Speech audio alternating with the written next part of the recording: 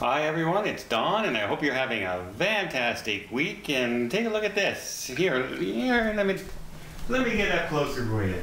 Recognize that picture? This is one of those things that I do for souvenirs for myself. After a cruise, I'll take one of my favorite photos and I'll put it on a cup to remind me of my past cruises. But this time, my sister decided that this was the picture that she loved from my cruise, and so she made the mug for me and had it made. And yeah, I will admit that's probably one of my favorite pictures from my last cruise. Today I wanted to bring up something because it's happening right now, and it's happening along the eastern seaboard of the United States.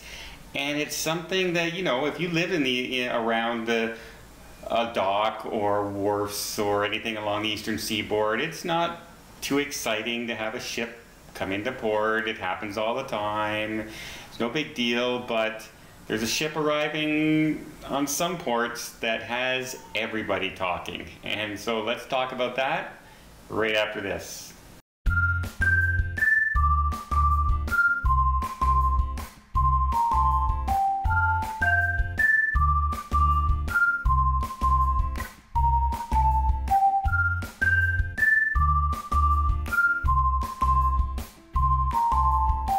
Right now, along the eastern seaboard of the United States, there is a ship out there that is drawing crowds from all over the place taking tours of it.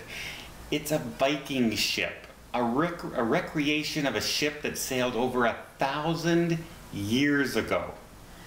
And it's 113 or 15 feet long, it's about 27 feet wide, and the attention to detail that they added to this ship is incredible.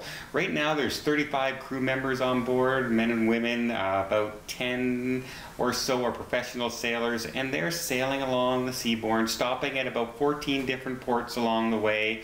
I believe Pennsylvania is one of the next ports that they're heading to, and they're doing little tours while they're in dock, half-hour tours explaining the life of a Viking sailor in the times and what they went through, and how how these ships crossed oceans back then compared to the ships we're in now. People are nervous sailing on ships that are 1,100 feet long, and can you imagine being on one that's 100 feet and made of wood? Yeah, the details on the ship just look absolutely incredible, and it gives you a little sense of the atmosphere and the history of the Vikings and how they crossed across to North America back in the day, and some of the hardships that they would have had to go through. So if you do get a chance, I mean, take a look at these pictures. It just looks incredible. It's definitely a head turner. People, the minute they see it, out comes the cell phones and they're snapping pictures all the time. It's like having that exotic sports car on the road, where in this case it's one of those classic ships that just aren't around anymore. It's one thing to sail on a tall ship from like a Nelson's Navy era, or the Blue Nose from Canada, the racing ship.